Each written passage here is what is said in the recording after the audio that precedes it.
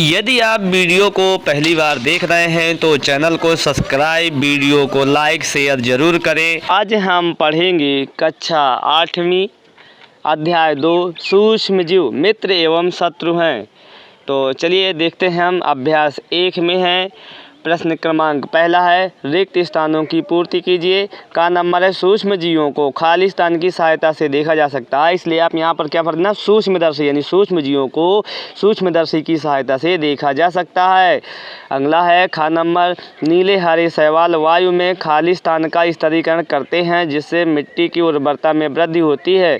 तो आपको इसमें भर देना है नाइट्रोजन। यहाँ पर क्या भर देना है, नाइट्रोजन, यानी नीले हरी शैवाल वायु में नाइट्रोजन का स्थिरीकरण करते हैं जिससे मिट्टी की उर्वरता में वृद्धि होती है। ग नंबर है, एल्कोहल का उत्पादन खालिस्तान नामक सूक्ष्मजीव की सहायता से किया जाता है। तो इसमें आपको भर देना है ईस्ट। तो इसमें हो जाएगा एल्कोहल का उत्पादन ईस्ट नामक सूक्ष्मजीव की सहायता से होता है। ग नंबर है, हैजा, हैजा जो है के द्वारा होता है। तो इसका उत्तर हो जाएगा हैजा जीवाणुओं के द्वारा होता है। यहाँ पर क्या पढ़ना, जीवाणुओं, हैजा जीवाणुओं के द्वारा होता है। प्रश्न क्रमांक दूसरा है, सही शब्द के आगे सही का निशान लगाना है। का नंबर है आपका, ईस्ट का उपयोग निम्न के उत्पादन में होता है। तो आप इसमें बिल्कुल पढ़ चुके हैं इसके पहले। एल्कोहल, एल्कोहल अर्थात शराब, शराब बनाने में ईस्ट का उपयोग किया जाता है। खा नंबर है, निम्न में से कौन सा प्रतिजैविक है। तो इसमें से उत्तर आपका सही हो जाएगा दूसरा नंबर, यानी स्टेपेटोमाइसिन, स्टेपेटोमाइसिन जो है इसका सही हो जाएगा। ग नंबर है आपका, मलेरिया परजीवी का वाहक है। तो मलेरिया किस परजीवी का वाहक है, मादा एनाफिलीज नामक मच्छर का होता है। यानी जो है मलेरिया किस मच्छर से होती है, तो मादा एनाफिलीज नामक मच्छर से मलेरिया रोग होता है। घ नंबर है आपका, संचरणीय रोग का सबसे मुख्य कारक है। तो इसका आपका घ नंबर का उत्तर सही हो जाएगा। संचरणीय रोग का सबसे मुख्य कारण है घरेलू मक्खी। इसका क्या हो जाएगा सही, घरेलू मक्खी सही हो जाएगा। इसका संचरणीय रोग का सबसे मुख्य कारण क्या हो जाएगा, घरेलू मक्खी हो जाएगा। अंगा नंबर है, ब्रेड एवं इटली फूल जाती है। यह ब्रेड एवं इटली जो है किसके कारण से होती है, यह ईस्ट कोशिकाओं की वृद्धि के कारण से फूल जाती है। ये ब्रेड एवं इटली फूल जाती है, इसका कारण क्या होता है, ईस्ट कोशिकाओं में वृद्धि होती है। आपका 4 नंबर का है इसमें। तो चीनी को एल्कोहल में परिवर्तित करने के लिए इसमें कौन सी विधि का प्रयोग करते हैं, तो हम इसमें करेंगे किण्वन विधि का। कौन सी विधि है इसमें, किण्वन विधि है। चीनी को एल्कोहल में परिवर्तित करने के लिए हम किण्वन विधि का प्रयोग करते हैं। यानी अगला प्रश्न है आपका, कॉलम ए से कॉलम बी को मिलाना है। यानी जीवाणु, जीवाणु का आपका सही हो जाएगा, जीवाणु का आपका सही हो जाएगा। तो इसमें जीवाणु का हो जाएगा, अब आपका इसमें आपका जीवाणु का हो जाएगा ये का नंबर वाले का, यानी हैजा का कारक। यानी इसका कौन सा सही हो जाएगा, हैजा का कारक। इसके बाद अपन खा नंबर का देखेंगे, राइजोबियम। राइजोबियम में क्या सही हो जाएगा, राइजोबियम में पहला वाला सही हो जाएगा अर्थात जे वाला। यानी ग नंबर है, लैक्टोबैसिलस। लैक्टोबैसिलस का हो जाएगा आपका दूसरा नंबर अर्थात दही का जमना। यानी हम इसको यहाँ से मिला दिया, लैक्टोबैसिलस को दही का जमना। ईस्ट है, ईस्ट का हो जाएगा अब आपका, ईस्ट जो है ब्रेड की बेकिंग करता है अर्थात इसका हो जाएगा आपका ये तीसरा नंबर। यानी ईस्ट का हो जाएगा ब्रेड की बेकिंग। यानी चौथा अगला है, अंगा नंबर है, एक प्रोटोजोआ। एक प्रोटोजोआ है, एक मलेरिया का कारक है। तो इसका हम इससे मिला दिया, यानी मलेरिया का कारक बन गया ये।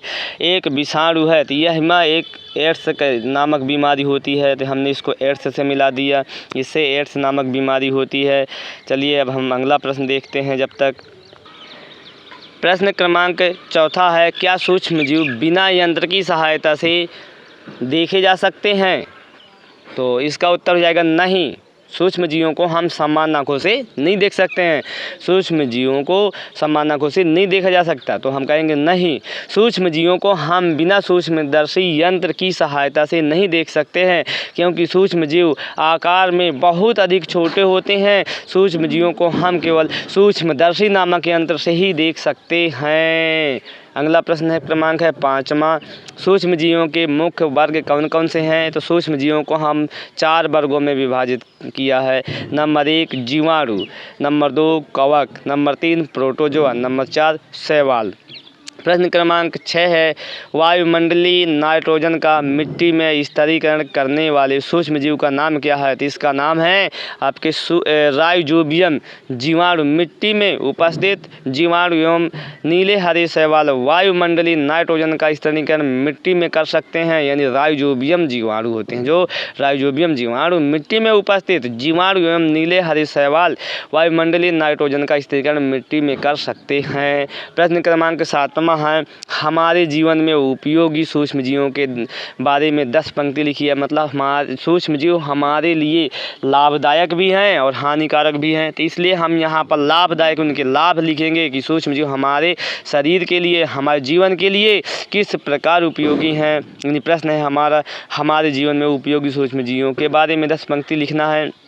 तो सूक्ष्म जीव जीवन में उपयोगी सूक्ष्म जीवों के बारे में 10 पंक्तियाँ निम्नलिखित हैं। प्रश्न क्रमांक 1 है, जीवाणु का इस्तेमाल ब्रेड, दही एवं केक आदि बनाने में किया जाता है। नंबर 2, ये किण्वन अथवा फार्मेंटेशन के सहायक होते हैं। नंबर 3, ये एल्कोहल शराब यानी एसिटिक एसिड बनाने में भी सहायक होते हैं। नंबर 4, मनुष्यों एवं जंतुओं को बीमारी से बचाने में भी उपयोगी होते हैं ये। नंबर 5 है, पर्यावरण को स्वच्छ एवं संतुलित रखने में भी इनका इस्तेमाल किया जाता है। नंबर 6 है, जीवाणुओं का प्रयोग औषधि दवा बनाने में भी किया जाता है। नंबर 7, ये कृषि में मृदा की उर्वरता में वृद्धि करने में भी सहायता होते हैं। नंबर 7, टीका बनाने में भी इसका उपयोग होता है। नंबर 9 है, अचार, पनीर एवं अन्य खाद्य पदार्थों का उत्पादन में भी ये सहायक होते हैं। नंबर 10 होता है, ये पेड़ पौधों के रोगों को बचाने के लिए भी उपयोगी होते हैं। अगला प्रश्न है आपका प्रश्न क्रमांक 9 है, सूक्ष्म जीवों द्वारा होने वाली हानियों का विवरण भी दीजिए। तो इसमें अब आपका हो जाएगा, सूक्ष्म जीवों से होने वाली हानियाँ निम्नलिखित हैं। नंबर 1, कुछ जीवाणु पौधों एवं खाद्यान्नों को नष्ट कर सकते हैं। नंबर 2 है आपका, कुछ जीवाणु मनुष्य एवं पशुओं के रोग उत्पन्न करते हैं। नंबर 3, कुछ जीवाणु भूमि को नाइट्रोजन में बदल कर भूमि की उपजाऊ शक्ति कम कर देते हैं। नंबर 4 है, कुछ कवक पौधों को संक्रमित कर उनमें रोग उत्पन्न कर देते हैं। नंबर अगला है, कुछ कवक दही, खाज, खुजली जैसे चर्म रोग आदि करते हैं। नंबर 7वां है, कुछ कवक खाद्य पदार्थों को विषयक बनाकर नष्ट कर देते हैं। नंबर 8वां है, कुछ कवक हमारे चमड़े अथवा लकड़ी या खाने के सामान को नष्ट कर देते हैं। प्रश्न क्रमांक 9 आया, प्रतिजैविक क्या है? तो इसमें है, प्रतिजैविक लेते समय कौन सी सावधानी हमें रखनी चाहिए, ये भी अपन को बताना है। तो इसका उत्तर हो जाएगा, ऐसी औषधि जो बीमारी पैदा करने वाले सूक्ष्म जीव को नष्ट कर देती है। यानी ऐसी औषधि यानी ऐसी दवा जो बीमारी पैदा करने वाले सूक्ष्म जीवों को नष्ट कर देती है। यानी ऐसी औषधि जो बीमारी पैदा करने वाले सूक्ष्म जीवों को नष्ट कर देती है या उनकी वृद्धि को रोक देती है, प्रतिजैविक सलाह पर ही लेनी चाहिए। सॉरी गलती हो गया इसमें, तो हाँ, इसका उत्तर ये हो जाएगा कि उनकी वृद्धि को रोक देती है या प्रतिजैविक एंटीबायोटिक कहलाती है, जैसे टेट्रासाइक्लिन यानी स्ट्रेप्टोमाइसिन, एरिथ्रोमाइसिन आदि। हम लोगों को प्रतिजैविक दवाइयाँ डॉक्टर की सलाह पर ही लेनी चाहिए और उनका पूरा कोर्स भी करना चाहिए, अन्यथा अगली बार आवश्यकता पड़ने पर प्रतिजैविक दवाइयाँ उतनी असरदार नहीं होंगी। आज का हमारा प्रश्न अब यहीं पर समाप्त होते हैं।